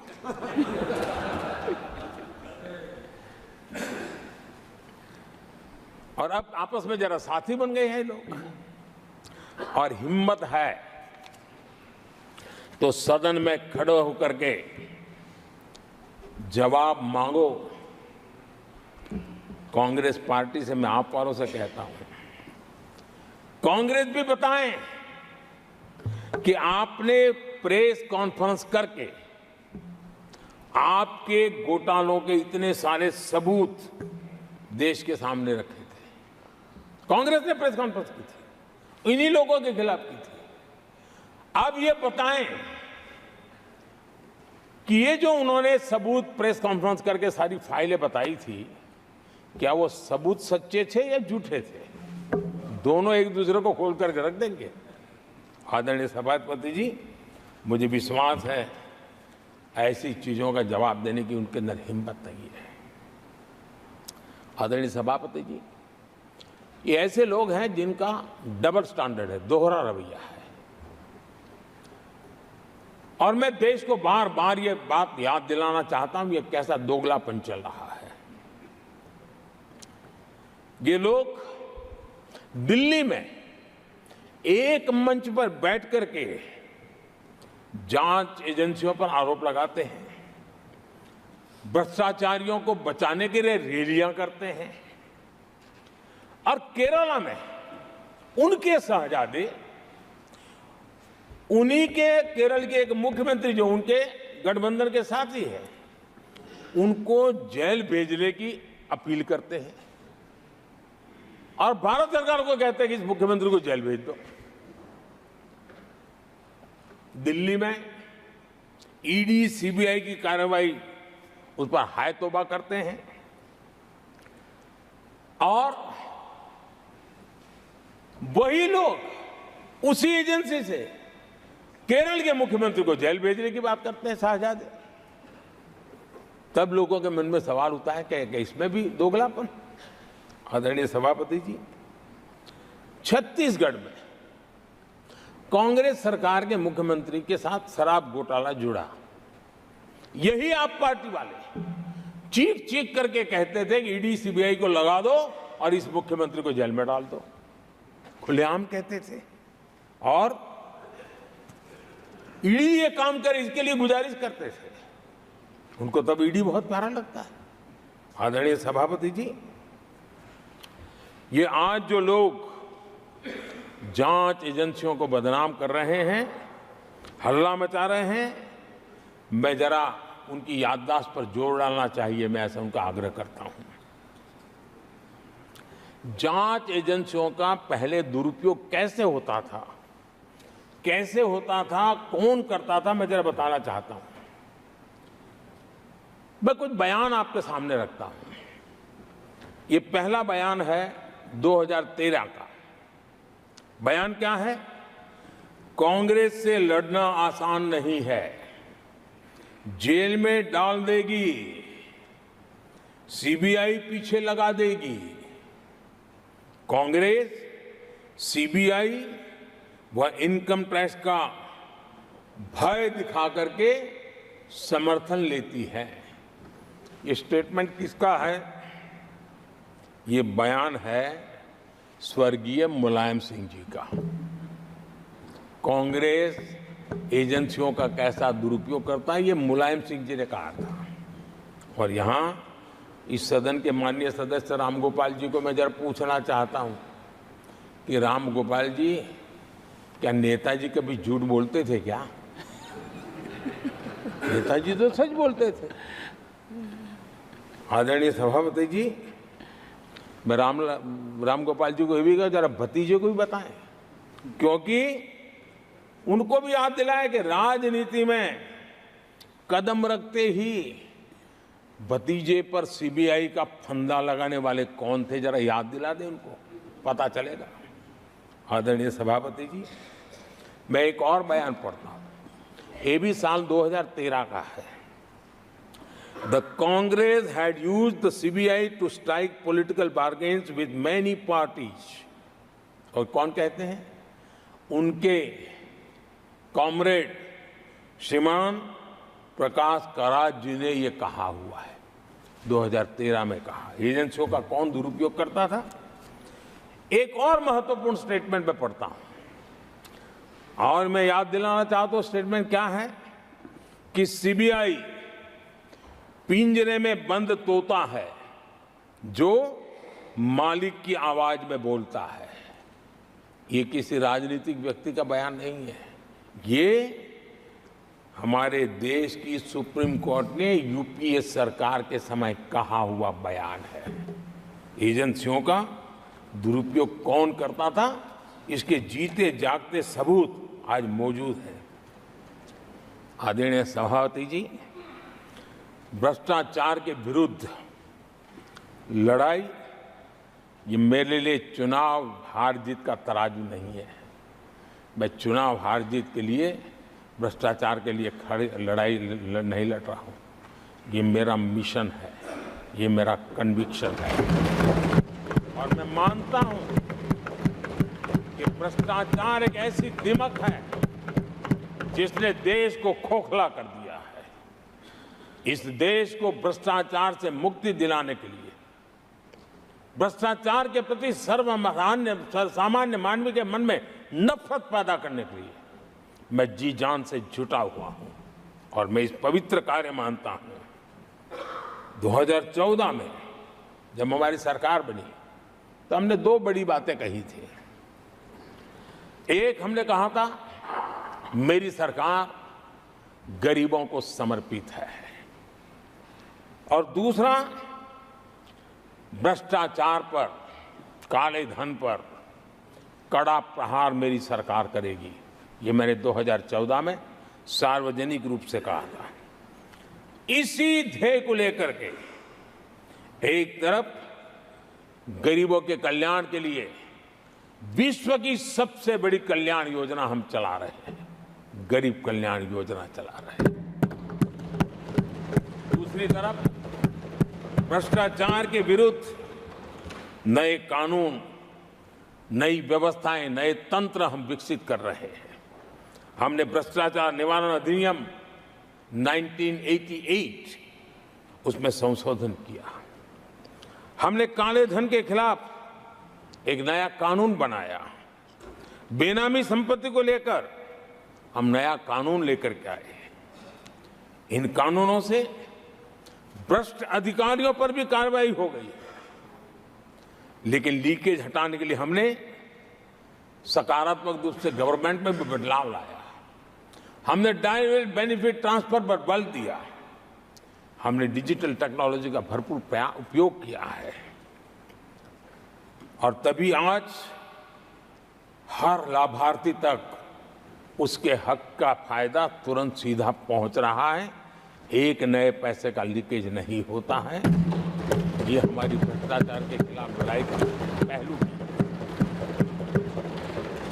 और जब सामान्य नागरिक को ये व्यवस्थाएं मिलती है तब उसका लोकतंत्र पे भरोसा बढ़ता है, उसको सरकार में अपनापन महसूस होता है, और जब अपनापन महसूस होता है ना, तब तीसरी बार बैठने का मौका मिलता है। आदरणीय सभापति जी,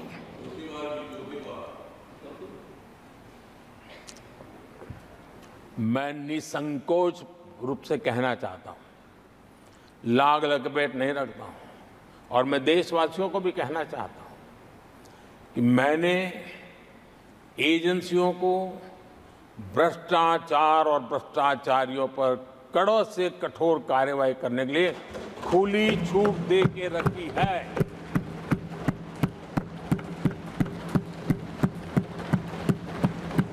सरकार कहीं पर भी टांग नहीं अड़ाएगी। हां, वो ईमानदारी से काम करे, ईमानदारी के लिए काम करे, ये मेरी सूचना है। और आदरणीय सभापति जी, मैं फिर देशवासियों को कहना चाहता हूं, कोई भी भ्रष्टाचारी कानून से बच करके नहीं निकलेगा, ये मोदी की गारंटी है। आदरणीय सभापति जी, राष्ट्रपति जी ने अपने संबोधन में पेपर लीक को एक बड़ी समस्या बताया है। मेरी अपेक्षा थी कि सारे दल दलीय राजनीति से ऊपर उठकर इस पर अपनी बात रखते हैं, लेकिन दुर्भाग्य से इतना संवेदनशील महत्वपूर्ण मुद्दा भी, मेरे देश के नौजवानों के भविष्य के साथ जुड़ा मुद्दा भी इन्होंने राजनीति के भेंट चढ़ा दिया। इससे बड़ा दुर्भाग्य क्या हो सकता है। मैं देश के नौजवानों को आश्वस्त करता हूं कि आपको धोखा देने वालों को ये सरकार छोड़ने वाली नहीं है। मेरे देश के नौजवानों के भविष्य के साथ खिलवाड़ करने वालों को सख्त से सख्त सजा मिले, इसके लिए एक के बाद एक एक्शन लिए जा रहे हैं। संसद में इन गड़बड़ियों के खिलाफ सख्त कानून भी हमने बनाया है। हम पूरी सिस्टम को मजबूती दे रहे हैं कि भविष्य में मेरे देश के नौजवानों को आशंका भरी स्थिति में भी रहना न पड़े। पूरे विश्वास के साथ वो अपने सामर्थ्य को प्रदर्शित करें और अपने हक का प्राप्त करें, इस बात को लेकर के हम काम कर रहे हैं। आदरणीय सभापति जी, यहाँ कुछ आरोप लगाने की फैशन है, लेकिन कुछ आरोप ऐसे उसके जवाब घटनाएं खुद दे देती है और प्रत्यक्ष को प्रमाण की कोई जरूरत नहीं होती है। जम्मू कश्मीर में हाल में हुए लोकसभा चुनाव में मतदान के जो आंकड़े हैं वो पिछले 4 दशक के रिकॉर्ड को तोड़ने वाले हैं। और इसको सिर्फ कोई घर से गया बटन दबा के आया इतना नहीं है, भारत के संविधान को स्वीकृति देते हैं, भारत के लोकतंत्र को स्वीकृति देते हैं, भारत के इलेक्शन कमीशन को स्वीकृति देते हैं। ये बहुत बड़ी सक्सेस है आदरणीय सभापति। देशवासी जिस पल की प्रतीक्षा करते थे वो आज इतनी सहज सरलता के सामने दिख रही है। आदरणीय सभापति, बीते अनेक दशकों में बंद, हड़ताल, आतंकी धमकियां, इधर उधर बम धमाके की कोशिशें एक प्रकार से लोकतंत्र पर ग्रहण बनी हुई थी। आज इस बार लोगों ने संविधान पर अटूट विश्वास रखते हुए अपने भाग्य का फैसला लिया है। मैं जम्मू कश्मीर के मतदाताओं को विशेष रूप से बधाई देता हूं। आदरणीय सभापति जी, जम्मू कश्मीर में आतंकवाद से हमारी लड़ाई एक प्रकार से अंतिम दौर में है, अंतिम चरण में है। आतंक के बचे हुए नेटवर्क को भी हम सख्ती से नेस्त नाबूद करने के लिए पूरी व्यूहरचना के साथ आगे बढ़ रहे हैं। बीते 10 वर्षों में पहले की तुलना में आतंकी घटनाओं में बहुत गिरावट आई है। अब पत्थरबाजी की खबरें भी शायद ही किसी कोने में एक आध बार आ जाए तो आ जाए। अब जम्मू कश्मीर में आतंक और अलगाव खत्म हो रहा है और इस लड़ाई में जम्मू कश्मीर के नागरिक हमारी मदद कर रहे हैं, नेतृत्व कर रहे हैं। ये सबसे जरा विश्वास पैदा करने वाली बात है। आज वहां टूरिज्म नए रिकॉर्ड बना रहा है, निवेश बढ़ रहा है। आदरणीय सभापति जी, आज जो नॉर्थ ईस्ट को लेकर सवाल उठाते हैं, उन्होंने नॉर्थ ईस्ट को अपने हाल पर छोड़ के रखा था, क्योंकि उनकी जो चुनावी हिसाब किताब होता है, नॉर्थ ईस्ट से इतनी ही लोकसभा की सीटें हैं, क्या उससे राजनीति में फर्क पड़ता है? कभी कोई परवाह नहीं, उसे उनके नसीब पर छोड़ दिया था। हम नॉर्थ ईस्ट को आज देश के विकास का एक सशक्त इंजन बनाने की और हम ताकत से लगे। नॉर्थ ईस्ट पूर्वी एशिया के साथ ट्रेड, टूरिज्म और कल्चरल कनेक्टिविटी उसका गेटवे बन रहा है।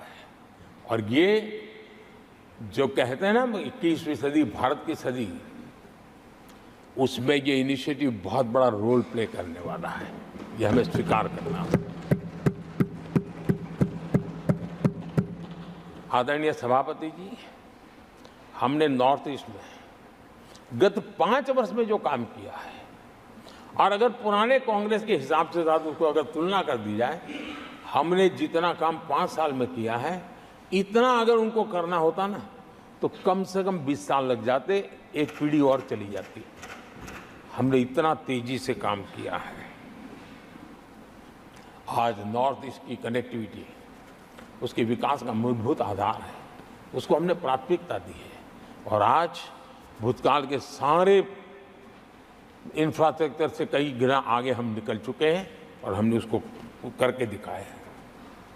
आदरणीय सभापति जी, नॉर्थ ईस्ट में स्थायी शांति के लिए 10 वर्षों में अनेक प्रयास किए गए हैं और निरंतर प्रयास किए गए हैं। बिना रुके, बिना थके, हर एक को विश्वास में लेते हुए में प्रयास किए गए हैं और उसकी चर्चा कम हुई है देश में, लेकिन परिणाम बहुत ही आशा पैदा करने वाले निकले हैं।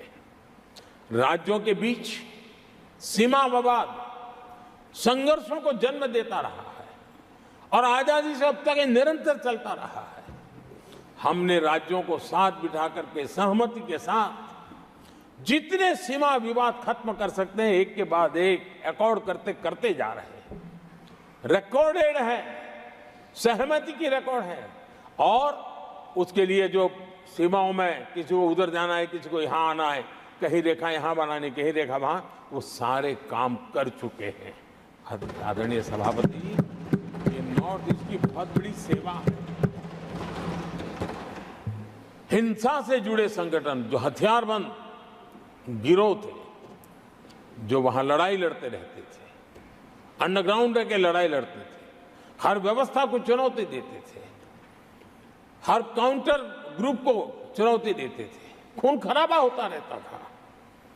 आज उनको साथ लेकर के स्थायी समझौते हो रहे हैं, शस्त्र सरेंडर हो रहे हैं। जो गंभीर गुनाह के अंदर हैं वो जेल जाने के लिए तैयार हो रहे हैं, अदालत को फेस करने के लिए तैयार हो रहे हैं। न्याय तंत्र के प्रति भरोसा बढ़ना, संविधान के प्रति भरोसा बढ़ना, भारत के लोकतंत्र के प्रति भरोसा बढ़ना, भारत के गवर्नमेंट की रचना पे भरोसा करना, ये इसमें से अनुभव होता है और आज हो रहा है। आदरणीय सभापति जी, मणिपुर के संबंध में मैंने पिछले सत्र में विस्तार से बात कही थी, लेकिन आज मैं फिर से एक बार दोहराना चाहता हूं। मणिपुर की स्थिति सामान्य करने के लिए सरकार निरंतर प्रयासरत है। वहां जो कुछ भी घटनाएं घटी, 11,000 से ज्यादा एफआईआर की गई है।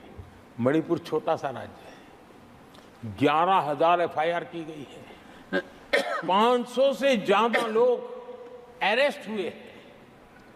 आदरणीय सभापति जी, इस बात को भी हमें स्वीकार करना होगा कि मणिपुर में लगातार हिंसा की घटनाएं कम होती जा रही है।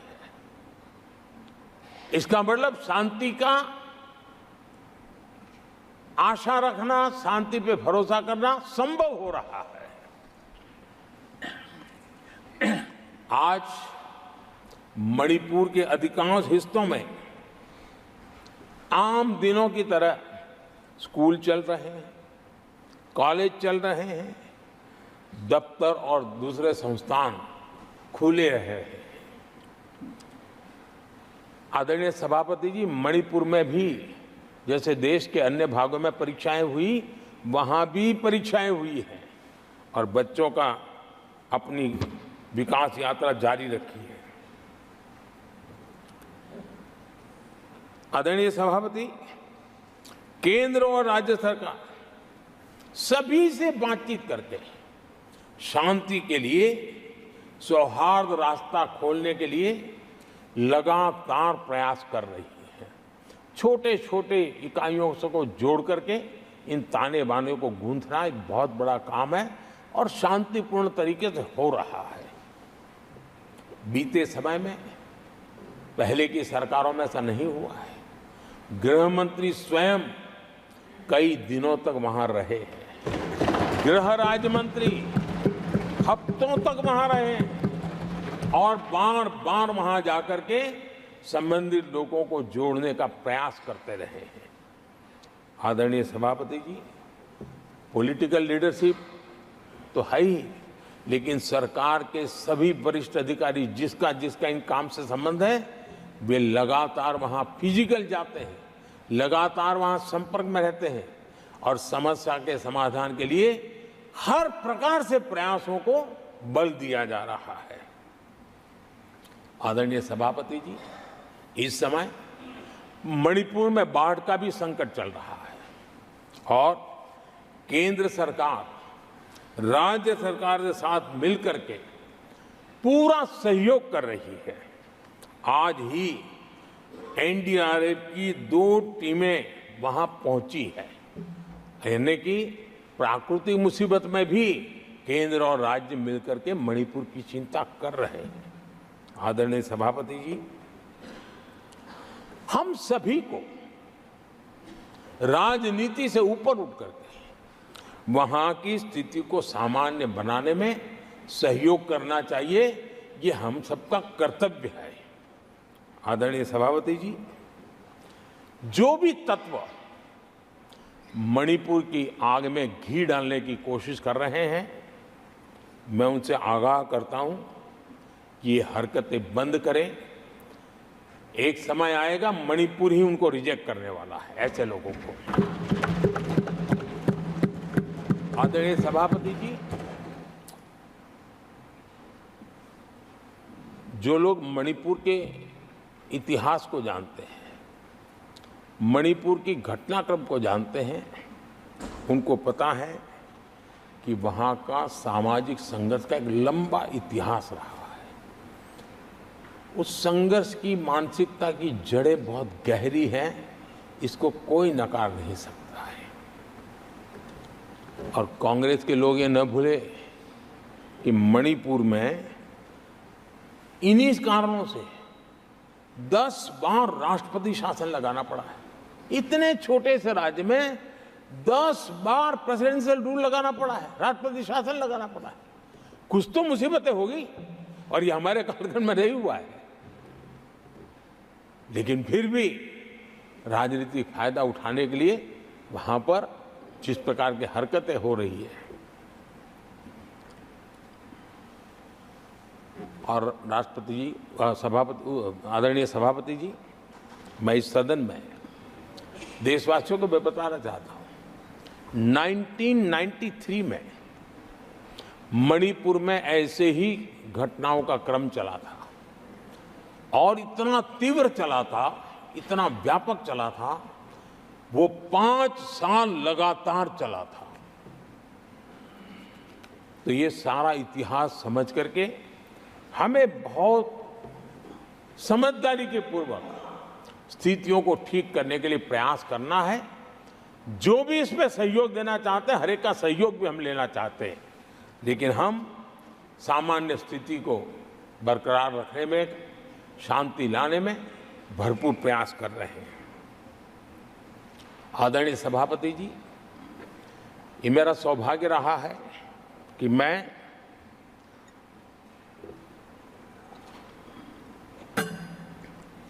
प्रधानमंत्री प्रधान सेवक के रूप में यहां आया। उसके पहले लंबे अरसे तक मुझे मुख्यमंत्री के रूप में सेवा करने का अवसर मिला था और इसके कारण मैं अनुभव से सीखा हूं कि फेडरलिज्म का महात्म्य क्या होता है, और उसी में से कोऑपरेटिव फेडरलिज्म और उसी में से कॉम्पिटिटिव कोऑपरेटिव फेडरलिज्म, इन विचारों को मैं बल देता आया हूं। और इसीलिए जब G20 समिट हुई तो हम दिल्ली में कर सकते थे, हम दिल्ली में बहुत बड़ा तामझाम के साथ मोदी की वाहवाही कर सकते थे, लेकिन हमने ऐसा नहीं किया। हमने हर देश के हर राज्य के अंदर अलग अलग कोने में G20 के महत्वपूर्ण कार्यक्रम किए। उस राज्य को ज्यादा से ज्यादा वैश्विक प्रतिष्ठा मिले, इसके लिए प्रयास किया गया। उस राज्य का ब्रांडिंग हो, विश्व उस राज्य को जाने पहचाने, उसके सामर्थ्य को जाने और उसकी विकास यात्रा के लिए खुद भी अपना नसीब आजमाए, इस दिशा में हमने काम किया है। क्योंकि हम जानते हैं कि फेडरलिज्म के और रूप होते हैं। आदरणीय सभापति जी, जब कोविड के खिलाफ हम लड़ाई लड़ते थे, जितनी बार मुख्यमंत्रियों के साथ संवाद हुआ है, शायद हिंदुस्तान की आज़ादी के इतिहास में इतने कम समय में इतनी बार नहीं हुआ है, हमने किया।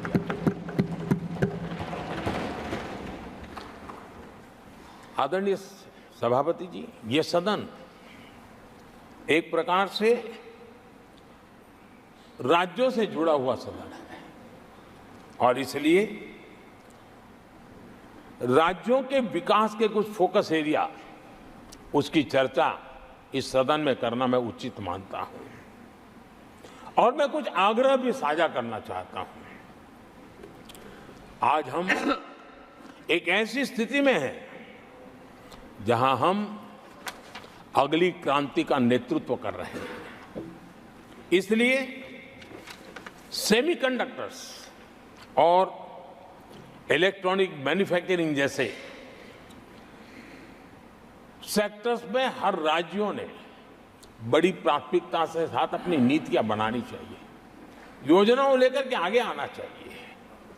और मैं चाहता हूं कि राज्यों के बीच विकास की स्पर्धा हो, निवेश आकर्षण करने वाली नीतियों में स्पर्धा हो, और वो भी गुड गवर्नेंस के माध्यम से हो, स्पष्ट नीतियों के माध्यम से हो। मैं पक्का मानता हूं कि आज जब विश्व भारत के दरवाजे पर दस्तक दे रहा है, तब हर राज्य के लिए अवसर है। और जब ये राज्यों से जुड़ा हुआ सदन है, तो मैं आग्रह करूंगा राज्यों से कि आप आगे आइए और विकास की यात्रा में आप भी उसका फायदा उठाइए। रोजगार सृजन में इस राज्यों के बीच स्पर्धा क्यों न होनी चाहिए? फलाने राज्य की उस नीति के कारण उस राज्य में नौजवानों को इतना रोजगार मिला, तो दूसरा राज्य कहा है तुम्हारी नीति में मैंने +1 कर दिया तो मुझे ये फायदा मिला। रोजगार के लिए राज्यों के बीच में स्पर्धा क्यों नहीं होनी चाहिए? मैं समझता हूं कि ये देश के नौजवानों के भाग्यों को बदलने में बहुत काम आएगा। आज नॉर्थ ईस्ट में, असम में सेमीकंडक्टर पर तेज गति से काम चल रहा है और इससे असम, नॉर्थ ईस्ट, वहां के नौजवानों को बहुत ही फायदा होने वाला है और साथ साथ देश को भी फायदा होने वाला है। और नॉर्थ ईस्ट की धरती, क्योंकि एक राज्य सरकार जब एग्रेसिवली नीतियों को लेकर के आती है तो उसका, आदरणीय सभापति जी, यूएन ने 2023 को ईयर ऑफ मिलेट्स के रूप में घोषित किया था। ये भारत की अपनी खुद की ताकत है। मिलेट्स हमारे छोटे किसानों की ताकत है। और जहां कम पानी है, जहां सिंचाई की सुविधाएं नहीं है, वहां पर मिलेट्स, जो कि एक सुपर फूड है, मैं मानता हूं कि राज्य इसके लिए आगे आए, अपने अपने राज्य के इस सुपर फूड को, मिलेट्स को लेकर के वैश्विक बाजार में जाने की योजना बनाए। उसके कारण दुनिया के हर टेबल पर हिंदुस्तान का मिलेट होगा, डाइनिंग टेबल पर, और हिंदुस्तान के किसान के घर में दुनिया से कमाने का अवसर पैदा हो जाएगा। भारत के किसान के लिए समृद्धि के नए द्वार खुल सकते हैं। मैं राज्यों से आग्रह करूंगा कि आप आइए। आदरणीय सभापति जी, दुनिया के लिए न्यूट्रिशन मार्केट, इसका सॉल्यूशन भी हमारे देश के मिलेट में है। ये सुपर फूड है और जहां पर न्यूट्रिशन की चिंता है, वहां पर हमारा मिलेट बहुत बड़ा काम कर सकता है। हम इस आरोग्य की दृष्टि से भी वैश्विक मंच पर ले जाने के लिए हमारे राज्य आगे आए, अपनी एक पहचान बनाए। आदरणीय सभापति जी, 21वीं सदी में ईज ऑफ लिविंग, ये सामान्य मानवीय का हक है और मैं चाहता हूं कि राज्य सरकार अपने यहाँ के नीति, नियम, व्यवस्थाएं उस प्रकार से विकसित करें ताकि सामान्य नागरिक को ईज ऑफ लिविंग का अवसर मिले। और इस सदन से राज्यों को अगर वो संदेश जाता है तो देश के लिए उपयोगी होगा। आदरणीय सभापति जी, भ्रष्टाचार के खिलाफ जो हमारी लड़ाई है, उसको हमें कई स्तरों पर नीचे ले जाना पड़ेगा और इसलिए चाहे पंचायत हो, नगरपालिका हो, महानगर पालिका हो, तहसील पंचायतें हो, जिला परिषद हो, ये सारी इकाइयों में एक ही मिशन के साथ भ्रष्टाचार से मुक्ति का राज्य अगर बीड़ा उठाएंगे तो हम बहुत तेजी से देश के सामान्य मानवी को जो भ्रष्टाचार से जूझना पड़ता है उससे मुक्ति दिला सकते हैं। आदरणीय सभापति जी, समय की मांग है कि हमारे यहाँ एफिशिएंसी अब होती है चलती है का जमाना चला गया है। 21वीं सदी में भारत को अगर भारत की सदी के रूप में अपने आप को प्रस्तावित करना है तो हमारे गवर्नेंस के मॉडल में, हमारे डिलीवरी के मॉडल में, हमारे निर्णय प्रक्रिया के मॉडल में एफिशिएंसी बहुत अनिवार्य है। मैं आशा करता हूं कि सर्विस की स्पीड बढ़ाने में, निर्णयों की स्पीड बढ़ाने में एफिशिएंसी की दिशा में काम होगा। और जब इस प्रकार से काम होते हैं तो ट्रांसपेरेंसी भी आती है, इफ्स एंड बट्स भी नहीं रहते हैं और सामान्य मानवीय के हकों की रक्षा भी होती है और ईज ऑफ लिविंग इसका एहसास हर नागरिक कर सकता है। आदरणीय सभापति जी, मेरा एक कन्विक्शन है और मैं मानता हूं कि आज समय की मांग है कि हमारे देश के नागरिकों के जीवन से सरकार की दखल जितनी कम हो उस दिशा में हमने प्रयास करना चाहिए। रोजमर्रा की जिंदगी में सरकार सरकार सरकार, अब हम उस दिशा में जा रहे हैं। तब हाँ, जिनको सरकार की जरूरत है, जिनके जीवन में सरकार की उपयोगिता आवश्यकता है, उनके जीवन में सरकार का अभाव नहीं होना चाहिए। लेकिन जो अपने बलबूते पर जीवन को आगे बढ़ाना चाहते हैं, सरकार का प्रभाव उनके रोकने का प्रयास न करें और इसलिए सरकार की दखल जितनी कम हो वैसी समाज और सरकार की व्यवस्थाओं को विकसित करने के लिए मैं राज्यों से आग्रह करता हूं कि आप आगे आइए। आदरणीय सभापति जी, क्लाइमेट चेंज के कारण प्राकृतिक आपदाओं की स्थिति बढ़ती जा रही है और वो किसी को एक कोने में करने वाला काम नहीं होता है। हमने सामूहिक रूप से मिलकर के काम करना होगा। राज्यों ने अपने सामर्थ्य बढ़ाना होगा ताकि प्राकृतिक आपदाओं को हम पूरा, पीने के पानी की व्यवस्था वो भी उतना ही महत्व देना होगा, सामान्य मानवी को आरोग्य की सेवा वो भी उतना ही महत्व देना होगा। और मैं मानता हूं कि हमारे राज्यों में राजनीतिक इच्छा शक्ति के साथ इन मूलभूत कामों की दिशा में हमारे राज्य जरूर जुड़ेंगे। आदरणीय सभापति जी, ये दशक और ये सदी भारत की सदी है, लेकिन भूतकाल हमें कहता है कि अवसर तो पहले भी आए थे, लेकिन हम अपने ही कारणों से अपने अवसरों को खो चुके थे।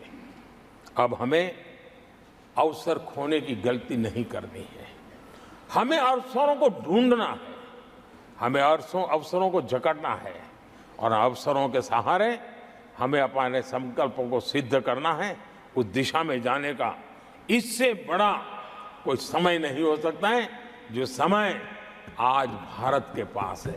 140 करोड़ देशवासियों के पास है, विश्व के सबसे युवा आबादी वाले देश के पास है। और इसको जो देश हमारे साथ आजाद हुए थे वो हमसे आगे निकल चुके हैं, बहुत तेजी से आगे निकल चुके हैं। हम नहीं पहुंच पाए। हमें इस स्थिति को बदलना है और इस संकल्प को लेकर के हमें जिन देशों ने 80 के दशक में रिफॉर्म्स किए, वे आज बहुत तेजी से एक विकसित देश के रूप में खड़े हो गए हैं। हमें रिफॉर्म्स को बुरा मानने की जरूरत नहीं है, रिफॉर्म से कतराने की जरूरत नहीं है। और रिफॉर्म करते हैं तो खुद की सत्ता चली जाएगी, ऐसे भयभीत रहने की जरूरत नहीं है। सत्ता को हथियार रखने की कोई आवश्यकता नहीं है। जितनी भागीदारी बढ़ेगी, जितने निर्णय की शक्ति सामान्य मानवी के हाथ जाएगी, मैं समझता हूं हम भी, भले हम शायद लेट हुए हो, लेकिन हम उस आकांक्षाओं को पूर्ण करने में उस गति को प्राप्त कर सकते हैं और हम अपने संकल्पों की सिद्धि कर सकते हैं। आदरणीय सभापति जी, विकसित भारत का मिशन ये किसी व्यक्ति का मिशन नहीं है, 140 करोड़ देशवासियों का है, किसी एक सरकार का मिशन नहीं है, देश की सभी सरकारी इकाइयों का मिशन है। और हम एक सूत्र में, एक संकल्प के साथ मिलकर के चलेंगे। तो हम इन सपनों को साकार कर पाएंगे, ऐसा हमारा पक्का विश्वास है।